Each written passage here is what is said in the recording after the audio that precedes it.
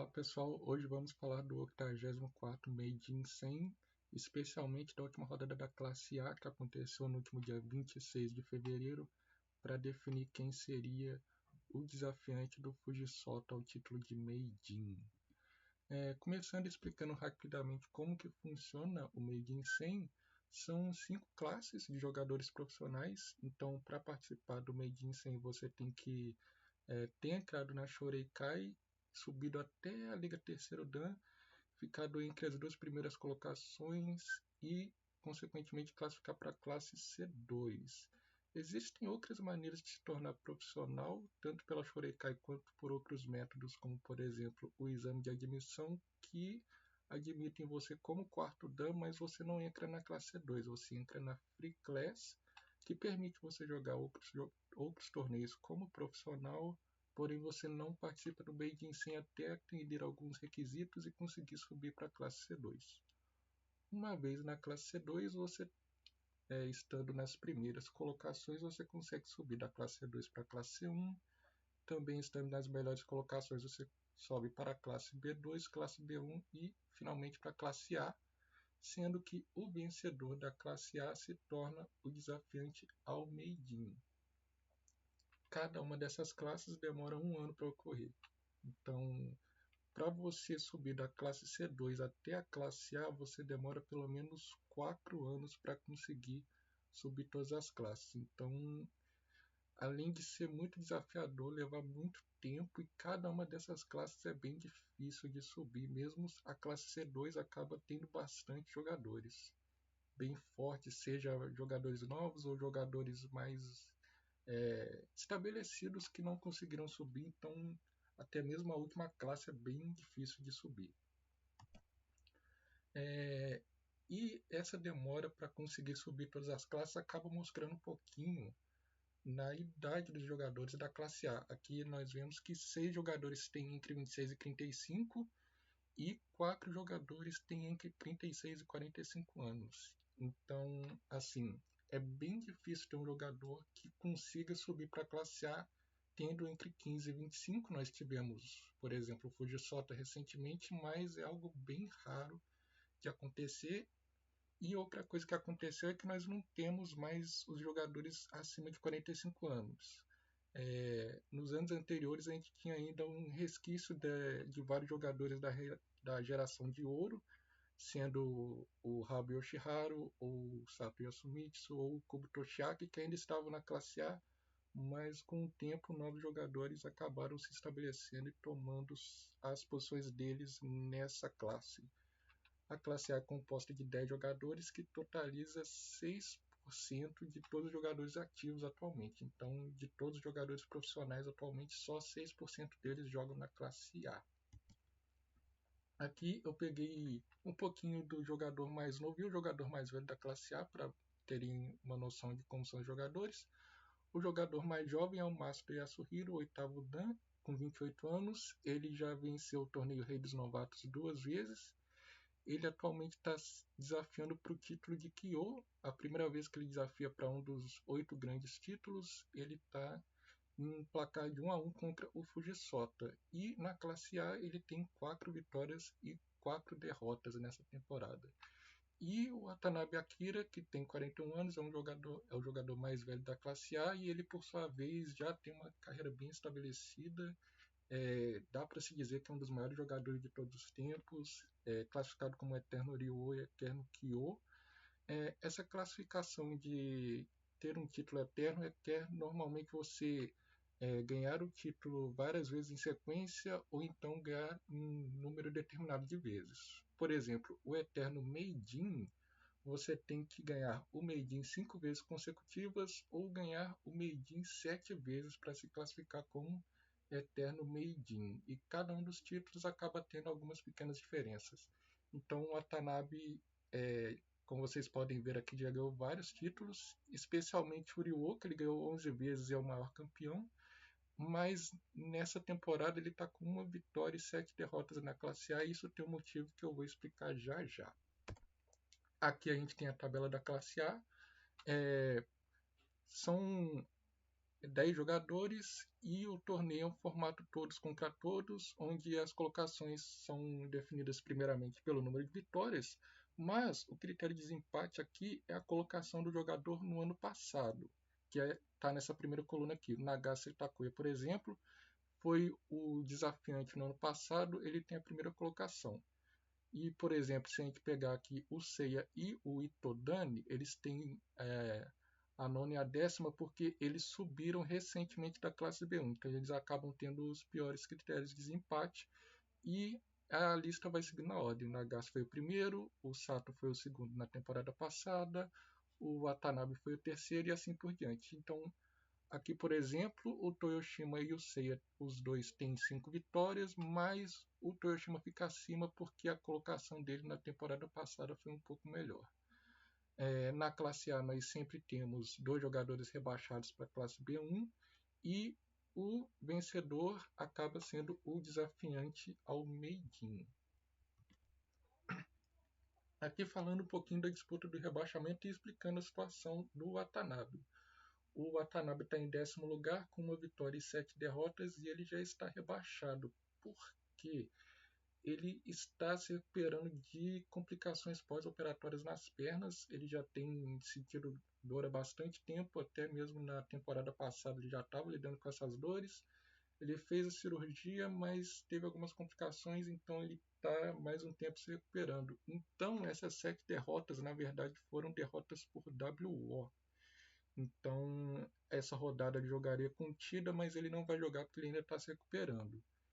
Então, infelizmente, o Watanabe caiu para a classe B1 e não vai jogar a última rodada. E a gente espera que ele consiga se recuperar e jogue na classe B1 ano que vem.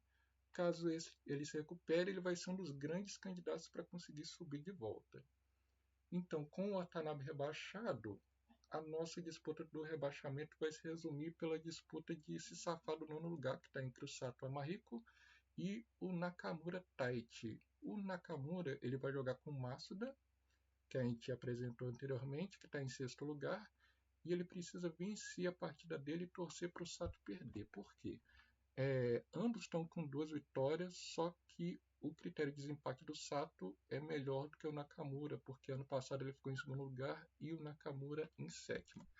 Então o Nakamura tem que vencer o Masuda e torcer para o Sato perder para o Nagase Takuya, que está em 1º lugar.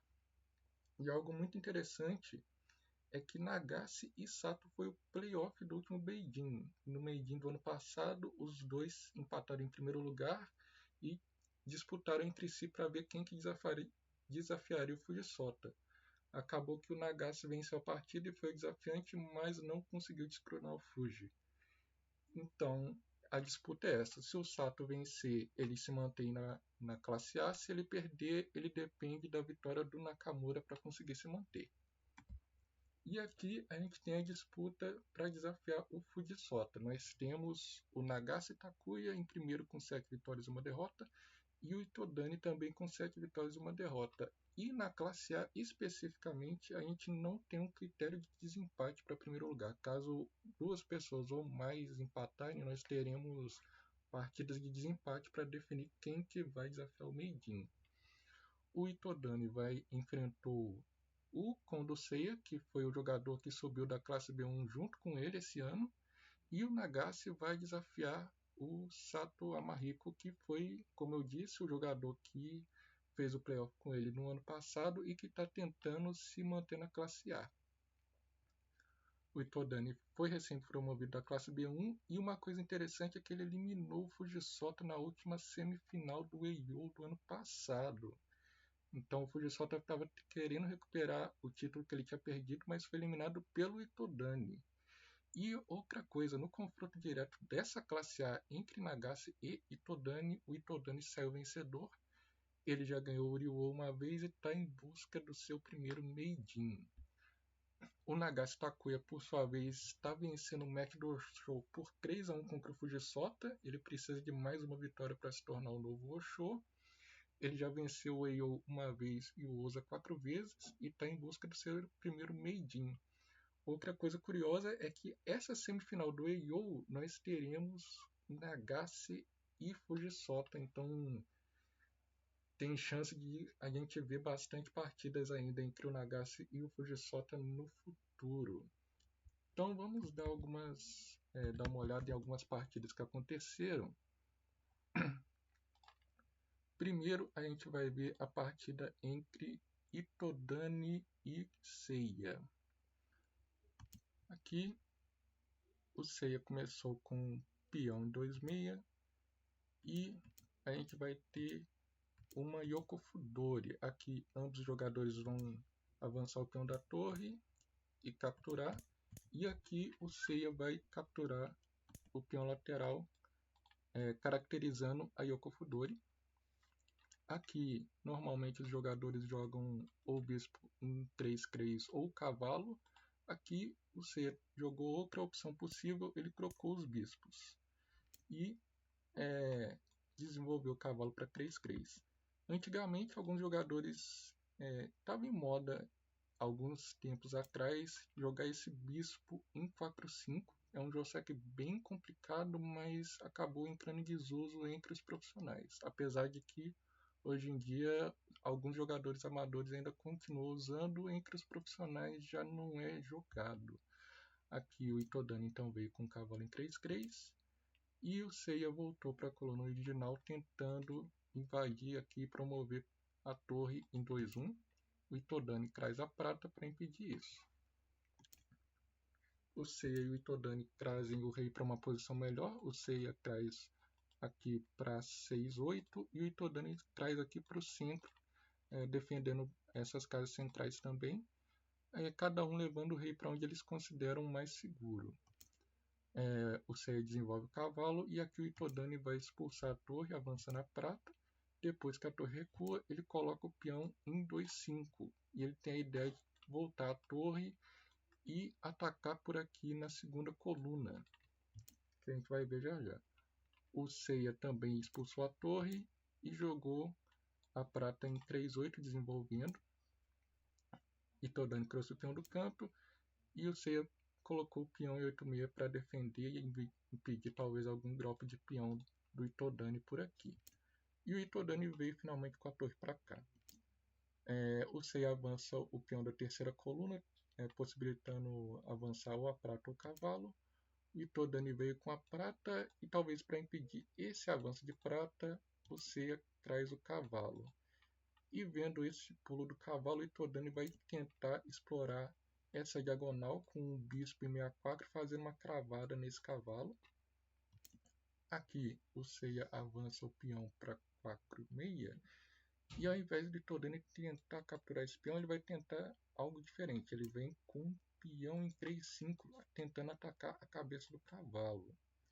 Aqui o Seiya vai defender e aqui, aproveitando a cravada do peão, o Itodani joga cavalo em 3/5 tentando trocar os cavalos. Aqui você não pode tomar o peão porque o bispo toma promovendo e ele fica bem forte aqui. Então aqui o Seiya toma de cavalo e o Itodani toma de prata e novamente não pode tomar porque senão cai a torre. Aqui veio o bispo em 8/3 tentando promover. O Itodani toma o peão e o Seiya traz a torre para 3/7 impedindo que o peão promova. O Itodani traz a torre, novamente reforçando essa ameaça e o Seiya vai permitir essa promoção. Ele toma a prata e depois do peão promover em 3/7 ele recua a torre. Por enquanto o Itodani não pode tomar essa prata porque se ele tomar o Seiya captura a torre que fica de graça. Então primeiro ele ataca a torre tentando tirar ela dessa coluna para que ele possa capturar a prata. A torre sai e o cavalo vai capturar aqui, mas antes o Itodani vai expulsar o bispo com a prata em 7/2.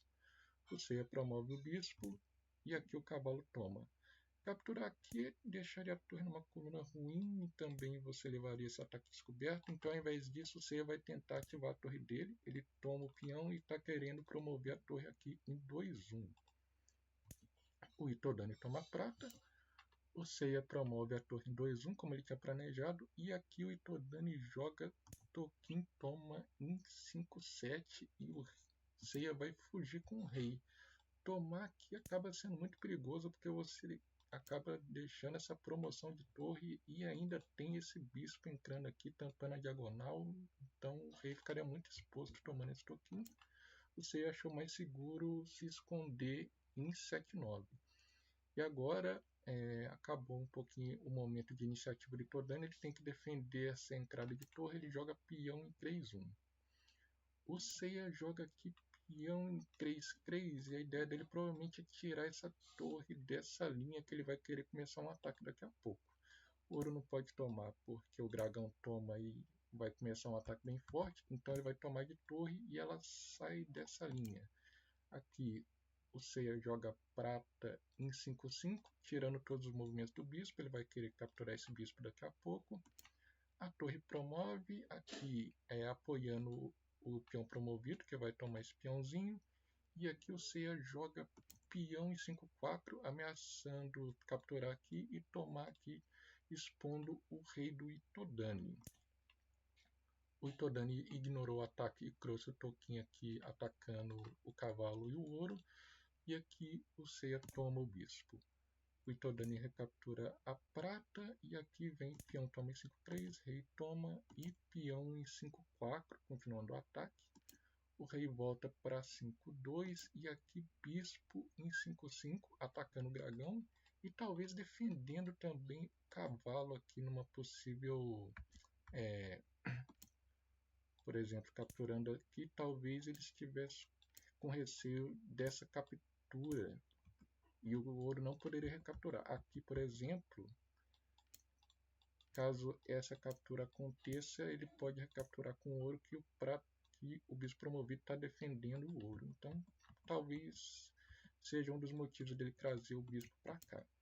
A torre sai atacando o ouro e o Seiya ignora jogando bispo em 3-5, fazendo um ataque bem forte aqui na casa 5-3. O Itodani primeiro toma o ouro e o Seiya vai bloquear com o peão. Aqui o Itodani traz o ouro para 6-2 e o Seiya vai tomar esse peãozinho em 6-4 ameaçando o mate. Por exemplo, se passando o lance só para exemplificar, caso o Itodani não defenda, o Seiya jogaria bispo toma em 6-2 promovendo, e depois que toma, vem com o bispo promovido, ele tampa a diagonal e quando o rei foge ou para 6-1 ou para 5-1, vai ter ouro na cabeça fazendo checkmate. Então aqui o Itodani vai defender de uma forma relativamente interessante, mas vai acabar perdendo a pressão de ataque com isso. Ele joga ouro em 8-9 e qual que é a ideia dele é capturar esse bispo e vocês vão ver já já como isso vai acontecer. Aqui o peão promovido está defendendo, então o Seiya vai ter que tomar o ouro e aqui dragão toma em 6-9, ele coloca o cavalo para defender. O Itodani toma o ouro, recaptura e aqui abriu para a torre conseguir capturar o bispo promovido e é o que ele faz. Só que aqui acabou que o rei do Seiya ficou muito seguro e ele vai partir para o ataque e colocar todas as peças aqui em 5-3. Aqui vem ouro em 5-3, ouro captura, peão captura, torre captura e bispo captura. E depois que estou dando captura, ele joga peão em 5-4, tentando trazer o rei para mais perto das peças dele. Tomar aqui, provavelmente viria o dragão aqui, bem forte. O Itodani tentou fugir para 6-3 e aqui o Seiya calcula direitinho e ele toma o ouro em 3-2. Aqui o Itodani captura e o Seiya vai jogar mais um lance e o Itodani vai desistir depois que o Seiya fizer esse lance, que é esse torre em 6-4, que acaba sendo checkmate nos próximos lances, sumi em 3 a partir daqui. Depois, se o rei capturar, a gente tem o ouro em 6-5, o rei volta e aqui o ouro em 5-3 é mate. Caso o rei fuja, a gente tem uma sequência bem simples aqui com os dois ouros. Então o Itodani desistiu nessa posição e agora ele depende da partida do Nagase para conseguir ter o playoff entre eles. Em caso de derrota do Nagase, vai ter o playoff entre o Todani e o Nagase, mas se o Nagase vencer, ele vai ser o desafiante ao Meijin Fujisato. Agora vamos dar uma olhada na partida entre Nakamura e Masuda, valendo a tentativa de permanência do Nakamura na classe A. Aqui o Nakamura vai vir para um Kakugawari, ele opta por abrir essa diagonal do bispo, ao invés de trazer o ouro caracterizando um Aigakari.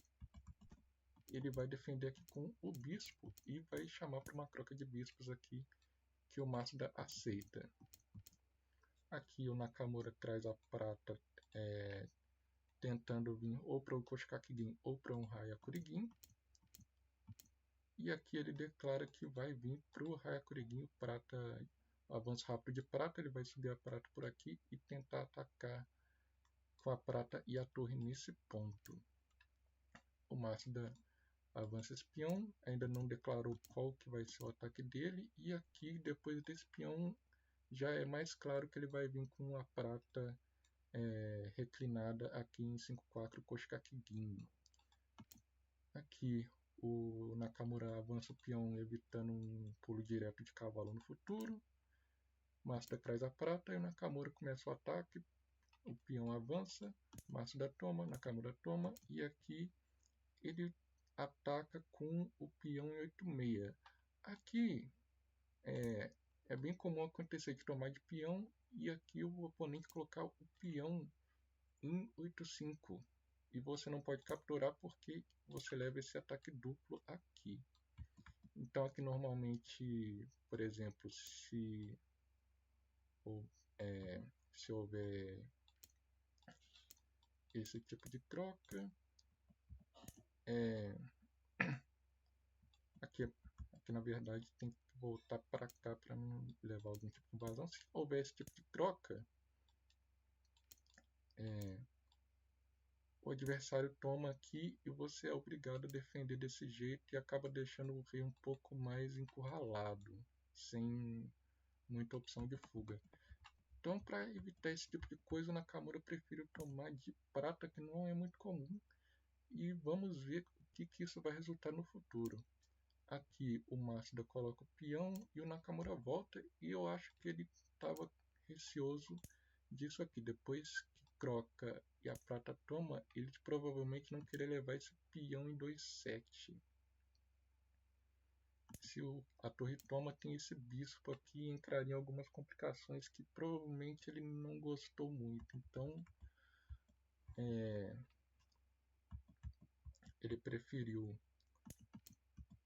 aqui voltar a prata. O Masuda desenvolve um pouco mais o castelo dele e aqui os dois jogadores vão colocar o rei em segurança. Os dois trazem o rei para o castelo, o Masuda traz o rei para 2-2 e o Nakamura traz o rei para 8-8 e aqui o Masuda começa finalmente o ataque dele com peão em 65. Peão toma, cavalo toma e a prata está atacada, ela vai sair da defesa, sair do ataque contra-atacando o cavalo. E aqui o Masuda defende com a própria prata, que além de defender o cavalo, evita possivelmente um drop de bispo aqui em 7-3. Aqui o Nakamura joga sólido com o peão em 67. E o Masuda joga esse peão em 8-5. E agora, por causa desse cavalo atacando essa casa, o Nakamura teve que voltar a prata para 9-7. Ela acaba ficando bem mal colocada aqui. Acaba atrapalhando a rota de fuga do rei e acaba também defendendo menos casos do que estaria se estivesse aqui em 7-7. Então, uma jogada interessante do Masuda para atrapalhar a formação de defesa do Nakamura. Aqui ele joga torre em 62, tentando atacar para essa coluna e também saindo dessa diagonal, que é muito importante. A gente vai ver já porque é importante sair dessa diagonal. Aqui veio peão em 1-5, peão toma, peão em 1-4. O Nakamura vai tentar atacar aqui pelo canto Enquanto isso, o Masuda tenta fazer o ataque dele, sacrificando esse peão, talvez tentar, se captura, colocar um peão aqui e tentar trocar os cavalos. O Nakamura vai ignorar aqui e continuar com o ataque de canto dele. Tomou o peão em um 5. E aqui o Masuda poderia defender, mas provavelmente ele considerou que sem peões na mão não ficaria... Ficar sem peão na mão acaba sendo muito ruim, porque várias jogadas de ataques acabam sendo possibilitadas tendo o peão na mão. Então o Masuda acabou preferindo ignorar o Hashizeme e vir pro ataque, continuando com lança em 9-5. E aqui a gente vai ver por que foi importante esse lance de torre em 6-2, porque o Nakamura vai tomar o cavalo aqui daqui a pouco. Depois desse Hashizeme aqui a gente tem peão promove, lança toma, lança captura, e aqui você não pode capturar de cavalo porque o adversário vai colocar o peão e aqui ele não consegue tomar porque a torre está defendendo. Então aqui o Masuda vai tomar de rei e depois de prata toma cavalo. Prata captura, a gente tem bispo em 4-6 fazendo esse duplo no rei e na lança. E reparem que aqui era a casa que a torre estava antes, então foi um lance bem importante a torre sair dessa diagonal. Aqui o rei foge e antes de tomar a lança, Nakamura vai aproveitar o fato de que o bispo está influenciando nessa diagonal e vai tentar melhorar um pouco a posição de ataque dele. Ele joga cavalo em 4, rei em 3-1 e aqui ele vai avançar o peão sacrificando em 2-4. Você não pode ignorar porque esse peão aqui vai ser muito forte, então ele toma de volta. E agora, finalmente, ele toma essa lança em 9-1. E esse sacrifício de peão foi importante porque caso o Masuda tente capturar o cavalo, o Nakamura consegue jogar esse peão em 2-2. Então acaba ficando um cavalo pelo outro e o Masuda vai ficar com um defensor a menos. Então, lance bem importante esse avanço de peão do Nakamura, possibilitando mais uma jogada de ataque. Aqui o Masuda retoma o ataque tomando em 7-6, finalmente tendo seu peão de vanguarda aqui na frente do rei. O Nakamura traz o bispo promovido para uma posição melhor e aqui o Masuda vem com lança em 7-7 e tomar aqui não é muito bom porque você acaba acelerando o ataque do Masuda. Se toma ele coloca esse peão aqui, o ataque vai vir muito forte. Então o Nakamura vai ignorar essa lança aqui e continuar o ataque dele. Primeiro ele joga lança em 6-4 e o objetivo é apenas bloquear a influência da torre no ataque. Ele joga peão em 6-3, ele vai tomar a lança, mas a torre não consegue juntar o ataque mais. Aqui a gente tem peão em 2-2, atacando o cavalo, igual a gente falou anteriormente. E aqui o Masuda toma a lança, o Nakamura toma o cavalo em 2-1. E o Masuda considera que é mais seguro ele fugir com o rei do que tomar aqui e talvez ficar um pouquinho mais perto da posição de ataque. Então ele foge para 4-2. O Nakamura volta o peão promovido, captura. Depois que o ouro captura, o Nakamura vai tomar finalmente a torre. Ouro recaptura.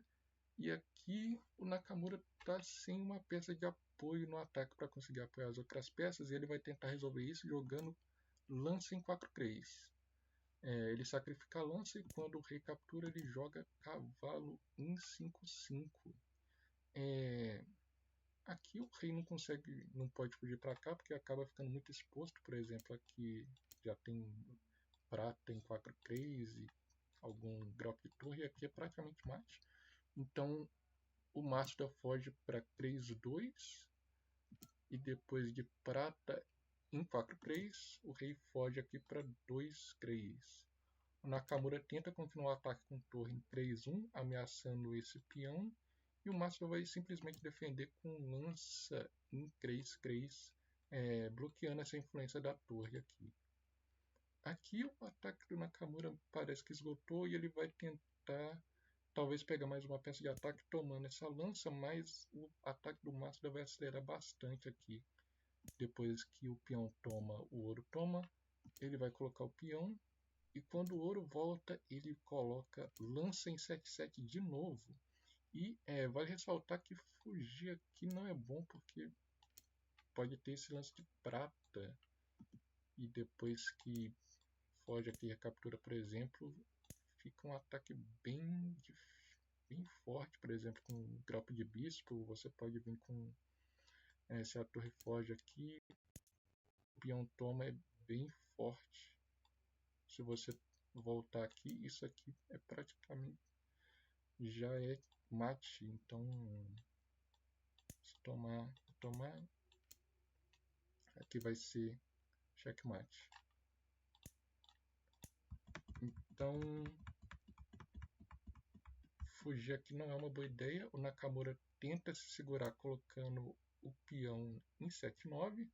Lança toma e peão toma. E agora aqui está um pouco mais defendido. Então o Masuda tem que arrumar um outro jeito de continuar o ataque. E ele vê que aqui não é mais possível atacar. Ele vai tentar explorar o ataque de outro jeito. Ele coloca bispo em 5-7, explorando essa casa que não está protegida aqui em 7-9. O Nakamura tenta se segurar colocando a lança aqui que está defendida pela torre. E o Masuda vai continuar o ataque. Ele sacrifica o peão. E depois que o peão toma, ele joga cavalo em 7-5. E aqui o Nakamura desistiu. Aqui o Masuda vai ter um ataque muito forte. Ele está ameaçando, por exemplo, tomar aqui e colocar o cavalo de volta. E reparem que o Nakamura não consegue fugir para cima. O peão e a prata estão bloqueando a subida do rei. Então isso aqui vai virar um ataque bem forte. Se vier para cá tem bispo. Então aqui o Nakamura viu que não tinha muita esperança para ele e acabou desistindo. Então com esse resultado, o Nakamura já é garantido de ser rebaixado, mesmo que o Sato perca a partida contra o Nagase. O critério de desempate do Sato é melhor e ele acaba ficando. Mas todas essas partidas estão acontecendo ao mesmo tempo e os jogadores acabam não sabendo o resultado das outras partidas. Então aqui nós temos Nagase e Sato. Nagase precisando vencer para conseguir se classificar direto para desafiar o Meijin. E o Sato que entrou na partida para lutar contra o rebaixamento. Ele não sabe do resultado da outra partida, então ele vai vir com tudo para tentar se manter na classe A. Aqui um contexto muito importante, o Sato é um jogador principalmente de torre dinâmica, mas ultimamente ele também tem jogado partidas de torre estática. E por que isso é importante? A gente vai ver nos primeiros lances aqui. O Nagase vem de torre estática e o Sato vai fazer uma formação bem flexível até aqui, porque aqui ele não indica se ele vai vir de torre estática ou torre dinâmica. Aqui nós temos que o Nagase já começa a desenvolver o ataque com torre estática, vai trazer o rei para o castelo aqui na esquerda, já trouxe o bispo aqui talvez indicando um castelo mais lento, e aqui o Sato joga esse peão do canto aqui,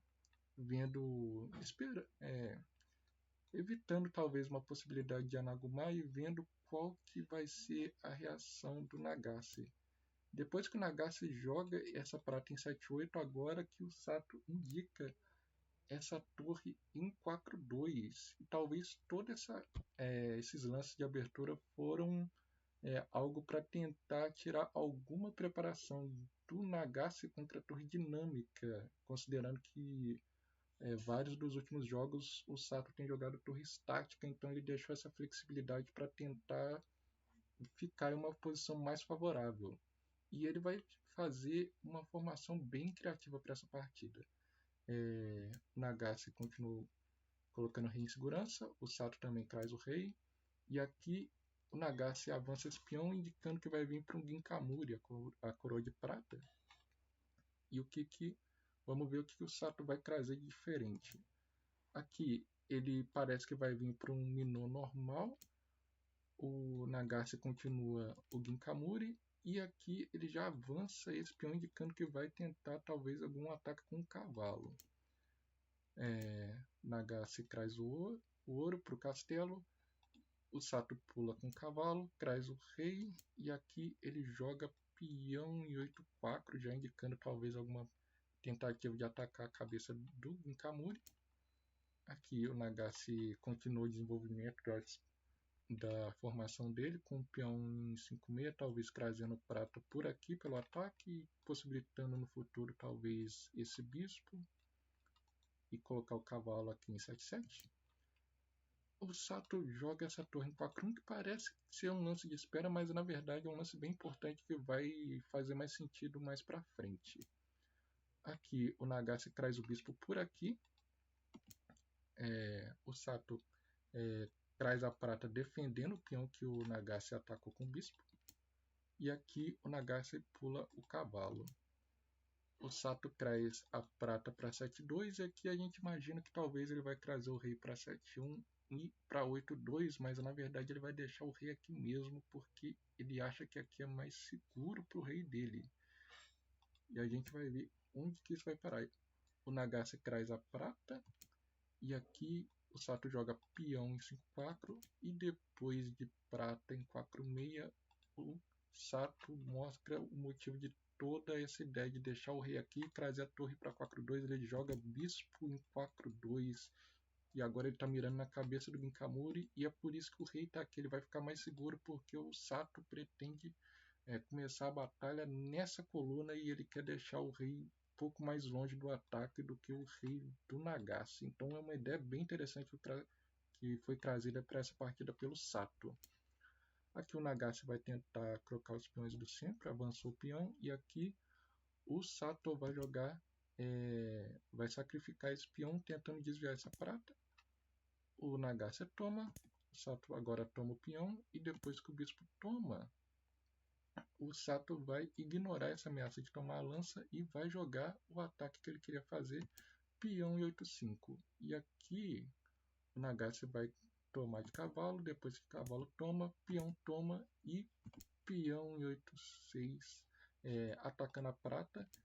E depois que a prata fica mal colocada aqui em 9-8, agora ele vai querer trocar os bispos. Então ele tinha essa opção de trocar os bispos aqui atrás, só que ele preferiu primeiro conseguir essa vantagem aqui com o peão de vanguarda. Então a gente já teve duas posições bem interessantes. A gente teve o ataque do Nakamura na partida anterior, que ele esperou um pouco, melhorou a posição de ataque para depois conseguir tomar a lança aqui em 9-1. E agora o Sato que consegue o peão de vanguarda dele antes de decidir trocar os bispos. Aqui o Nagashi toma, o cavalo toma atacando a prata e a prata volta. O Sato continua o ataque, sacrificando o peão em 7-5. O Nagashi tenta explorar essa diagonal do rei que está fraca, mas o Sato contra-ataca com o bispo em 4-4, que ataca o rei dando cheque e bloqueia o ataque do bispo.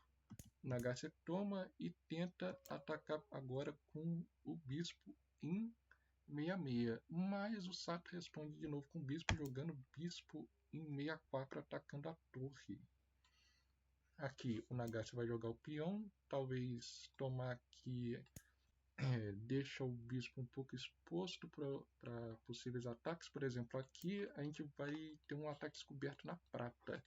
Então o Sato manteve o bispo aqui e trouxe o ouro. Ele vai trazer o ouro aqui para ter mais uma peça atacando no centro. O Nagashi toma o peão, o ouro vem para 5-4 e depois de ouro em 5-7, o Sato joga peão em 9-6. Peão captura, lança captura e peão em 9-7. E o Sato vai perder essa lança, mas a ideia dele era justamente conseguir esse peão na mão. E ele vai colocar o peão em 5-5 para capturar a prata. Primeiro ele joga cavalo em 7-6, expondo um pouco mais o rei. Depois que o rei move, peão em 5-5 e a prata não consegue mais voltar e não consegue avançar em segurança aqui. Todas as casas estão cobertas pelas peças do Sato. Aqui o peão está defendido 3 vezes e a cada 2 vezes o Nagashi não consegue salvar essa prata. Ele joga o peão capturando a lança e o Sato toma a prata. O Nagase toma o peão tentando evitar algum ataque futuro. E aqui o Sato vem com a prata em 5/5 atacando o bispo e o ouro. O Nagase tenta colocar uma posição mais sólida, dropando essa lança aqui de forma defensiva na última coluna, onde ela consegue influenciar tanto na defesa e talvez possivelmente no ataque, se essa coluna abrir no futuro. E aqui o Sato vai tomar o bispo, e aqui o Nagase toma de peão. Continuando o ataque, o Sato toma mais um peão, e a gente vê que o Sato está sempre tentando manter pelo menos um peão na mão para possibilitar alguma jogada de ataque no futuro. Aqui o Nagase vai tentar bloquear a ação do bispo jogando cavalo em 6/7. O bispo foge para 9/3 e aqui o Nagase bloqueia com peão em 9/5 defendendo com cavalo, fazendo uma parede para esse bispo não conseguir influenciar no ataque. E aqui o motivo do Sato querer esse peão na mão, ele joga peão em 5/5 atacando aqui. Se você toma de cavalo, a gente tem talvez de volta aqui o bispo, que era justamente o motivo do cavalo estar aqui. E aqui o Nagase também não vai querer tomar esse peão aqui e dar mais uma peça de ataque para o Sato, já que ele já está numa posição bem delicada. Então aqui ele volta o ouro e o Sato joga esse bispo aqui em 3/8. Em 3/9, desculpa. O Nagase fugiu com a torre para cá, talvez se ela foge para cá, talvez o Sato fosse jogar isso aqui e ficaria com o Nagase ficaria com o rei bastante cercado aqui, talvez ele não gostou muito dessa ideia, ele acaba fugindo com a torre para 1/8. Aqui o Sato joga prata em 2/9, bloqueando a torre, vai querer capturar esse cavalo aqui. O Nagase tenta colocar um peão perto do rei, ele joga peão em 5/3. Aqui o Sato toma, sem promover, atacando a torre. A torre foge para 5/8 e aqui o Sato tenta atacar esse peão com a prata. O Nagase aproveita o fato que a prata não está defendendo aqui mais e tenta continuar alguma pressão de ataque colocando a prata em 7/4. Ele não pode deixar o Sato atacar sozinho sem ter nenhuma base de contra-ataque. Ele está tentando ter alguma influência para caso ele consiga se defender e tenha algumas peças de ataque, ele consiga fazer o seu contra-ataque. Aqui o Sato finalmente toma o peão e ele novamente consegue recuperar o peão na mão que ele talvez vai poder usar no futuro. Aqui vem ouro em 4/7, saindo da frente da ação da lança e da torre. E depois de cavalo em 6/2 atacando a prata, o Nagase vem para o tudo ou nada sacrificando a torre em 5/5. Ouro toma, lança toma e aqui peão em 5/4. Lança captura, cavalo captura e aqui o Nagase volta para a defesa com peão em 5/7. O Sato consegue agora agrupar a torre que ele capturou no ataque aqui em 2/8. Cavalo pula para 5/5 e dragão, a torre promove em 5/8, ataca no ouro. O Nagase vai fugir com o ouro, não permitindo que o Sato capture o ouro, mas o ouro acaba não conseguindo influenciar tanto na defesa do rei.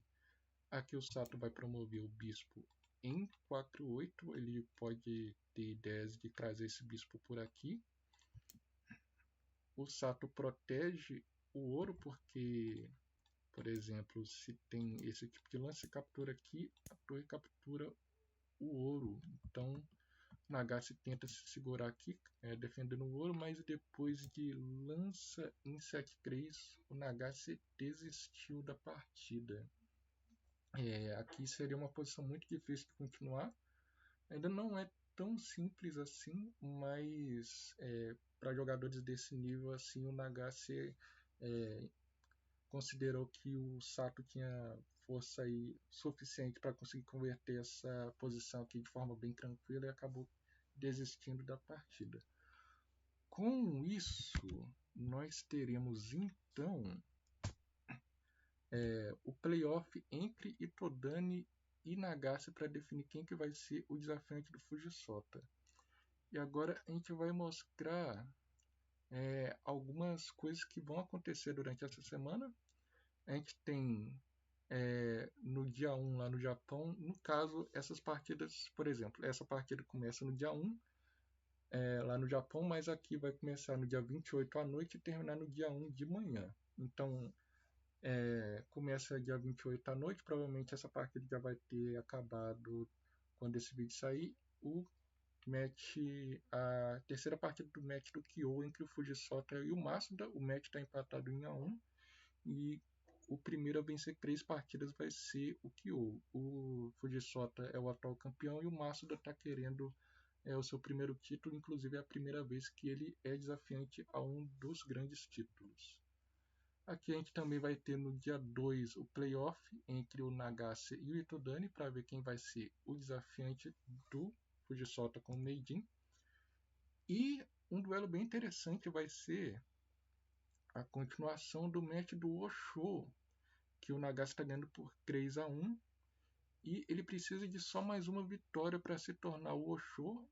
Até agora o Nagase já tentou várias vezes ganhar algum match com o Fujisato, nunca conseguia ganhar, e agora ele está bem perto de ganhar, mas ele não pode dormir no ponto agora, porque se tem algum jogador que consiga virar esse match contra o Nagase é o Fujisato, e nós já tivemos históricos em torneios anteriores de grandes títulos de matches que começaram 3-0 e foram virados para 4-3. Então é uma vantagem grande, mas o Nagase ainda tem que provar que consegue derrotar o Fujisato em mais uma partida. Algumas outras decisões que vão acontecer, nós vamos ter a última rodada da fase de grupos do OI feminino para decidir 2 finalistas que vão jogar entre si para desafiar a atual campeã. No dia 2, no dia 3 a gente vai ter a última rodada da classe 1, da classe C1. No dia 4 a última rodada da classe B2. No dia 5 a última rodada da classe B1. No dia 5 também a gente vai ter a semifinal do EIO entre Fujisato e Nagase. O vencedor vai enfrentar o Saito Shintaro, que derrotou o Sato Amahiko na outra semifinal. E quem vencer na final vai ser o desafiante do Ito Takumi para o título do EIO. E no dia 10 a gente vai ter a última rodada da classe C2. Depois eu devo preparar os vídeos sobre as outras classes explicando o que vai acontecer nessa última rodada. A gente tem bastante lutas interessantes para promoção, principalmente da classe C1, que está bastante caótica. Ainda tem 7 jogadores que estão disputando por 3 vagas. Então aguardem os próximos vídeos. Espero que tenham gostado desse e até a próxima.